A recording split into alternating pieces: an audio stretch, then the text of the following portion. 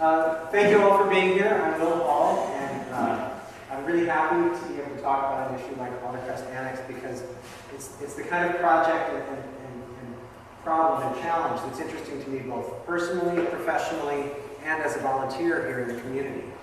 On a personal note, I grew up in King County. My wife and I have a really strong connection to the environment here, open space and parks, very active recreationally.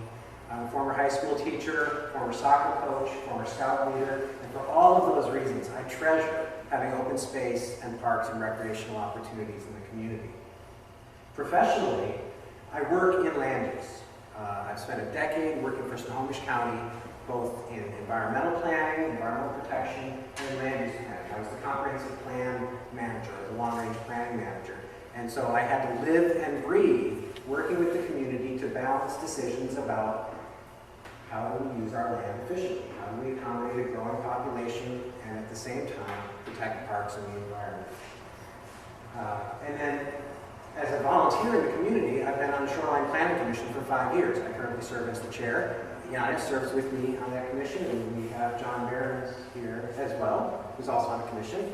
I tell you, we get to sit up there and deal with proposals, typically development proposals or regulatory proposals that affect what people can and can't do on their land. It affects their property rights, it affects their neighborhood, it affects what they see when they look out their window, and it's always controversial, but it's an honor to work with a group of volunteers and try and find that balance.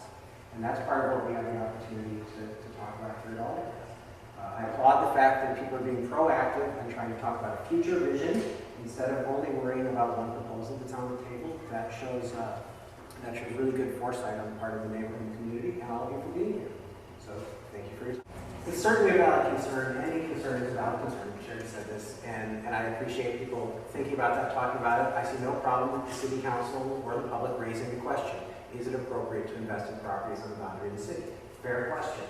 I don't see that as a barrier to purchasing the properties, though. There are lots of tools and ways to manage that. I've worked on dozens of interlocal agreements between cities and between the city and county. We've had parks properties transfer from King County to the city of Shoreline.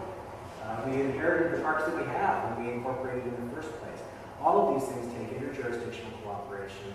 And so the question comes down to, if it's going to be used by people in multiple communities, is there an arrangement where we want to share in the funding and the maintenance of it? And that's really what the question comes down to. So it's an implementation question. It's not a vision question. If you start with the vision, and if the community and the city and the school district, and by community I mean all of us in Lake Forest Park, if we think that something should be a park, then the question is how do we fund it? Right? It's not free, and as Superintendent Walker pointed out, the school district has a legal obligation to be a financial steward of our money. By the way, whether it's the school district that owns it or the city that owns it, it's all of you who are paying for it, right? It's your tax dollars. And the question is, how do we fund the things we want? Interlocal agreements are a great way to do it. And when push comes to shove, there's all kinds of other ways to do things as well. We can look at entrepreneurial funding. King County has been looking at funding parks through sponsorships, concessions. We could look at having active recreation there. There might be the possibility of one of the neighbors there suggesting, what if we could get a YMCA down here or an athletic club? Then it's still all active in recreation, but not necessarily open space. So we can think about those things to solve the funding challenge. So yes, it's possible and desirable to pursue multi-jurisdictional solutions. And the way I work on it if elected is to have discussions exactly like we're having tonight. Sit down with people from different jurisdictions in the community and work it out. Thank you. Yeah, the neighborhood equity is a concern, and that doesn't mean that it needs to be equality. We wouldn't want to grid out the whole city and make sure that every block has a park, but it is an important concern, both at the local scale and the city scale. And we do need to think about pursuing solutions to that actively as a city. We do have a Parks Comprehensive Plan, we do have a Parks Board, we do have a process. The challenge we have right now that we're going to need to deal with is that we did just vote to approve the Parks Bond recently. It was a great effort, strong support by the city, and it didn't include funding for Aldercrest Annex or Cedarbrook.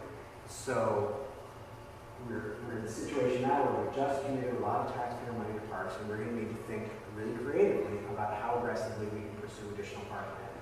So, and we'll talk about funding a little bit later and opportunities for doing that.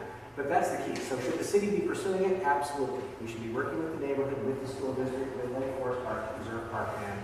But until we have a funding solution, we also can't just say, great, let's spend $10 million on a park and just pass that right on to the taxpayer. So it's going to take a lot more effort than that, and ideally partnerships with funding from outside the city.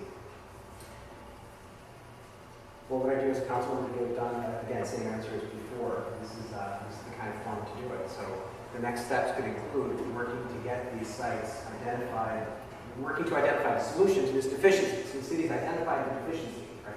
Now what we want to do is talk about the solution to the deficiency, which is to try and acquire more parkland in this area, and then we can look at money for it. Thanks.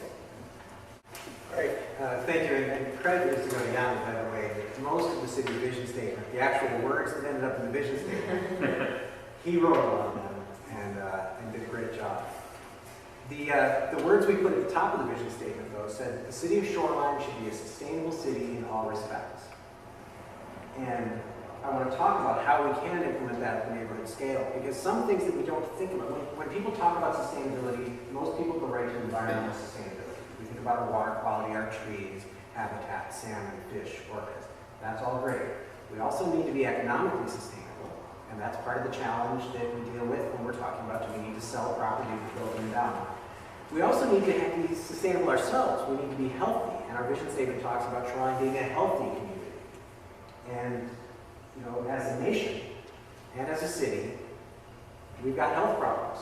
And part of those health problems are related to the fact that we're not getting as much exercise as we used to get. We're getting in our cars when we could be walking or bicycling or jogging.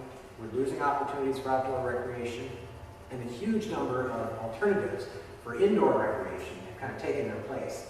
And you know, when I was a kid, I'd get home from school and I didn't want to do my homework. I wanted to go out and play. And I was outside as long as my parents would allow me to be outside. And that's changed a bit now. So looking at the city's vision statement and how do we apply it at a neighborhood scale, I want to ask the question, how do we create healthy neighborhoods? And we create healthy neighborhoods by making sure that we do have the opportunity to get to school, to shopping, to parks, without needing to jump in our car. We want opportunities for activity. We want opportunities to get to know our neighbors. One of the things we talked about a lot in the vision statement and the framework goals is having community gathering places. And parks are a great community gathering place. There's lots of others, right? Third Place Books is a great community gathering place. Starbucks is a great community gathering place. But that's when we think about the neighborhood scale, we want to have places in every neighborhood where folks go to play or just relax, to get to know each other. And that's what builds strength and support in neighborhoods. It builds safety in neighborhoods because then you know your neighborhoods, you know your neighbors, you know what they're up to, you know the kids, and you all get to enjoy these assets together. Sure. I'm going to think about this a little differently. Relationships between organizations are one thing. It's easy to talk about that. How's the relationship between the city and the school district? But relationships are really between people, right? I mean, we have relationships, we talk to each other, we get to know one another. So what I want to do is not think just about the relationship between the city and the school district or other partners, but it's a relationship between me and Debbie, Mike, me and Sue, Sharon and them. The same thing, you know, it's people. And if we get people who are willing to sit down and talk to each other, then all those things go away. So it really comes down to the relationship between people. And I absolutely believe that we can have and continue to have a great relationship between the school district and the city. It's just a conscious decision each of us in leadership needs to make. We just choose to say, we're going to have a great relationship. We're going to respect each other. We're going to trust each other. And when issues come up, we're going to sit down together like professionals, and we're going to do the public's business in the public's eye, and without ever forgetting the fact that it is the public's money that we're talking about. So I don't see any problem in the future with that relationship.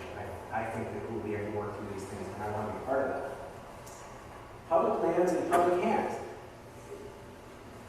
I want to bear one thing in mind before just saying, yes, it's great to keep all public lands in public hands. And that's that we aren't making any more land. Right? Well, leave Dubai aside for a moment. We're actually making new land. At least here in the city of Shoreline, we're not making new land. And so we need to think about the land we have and how to use it efficiently. And that makes preserving open space really important because once you pave something over, it's almost never can come back and be a park in the future. So it's really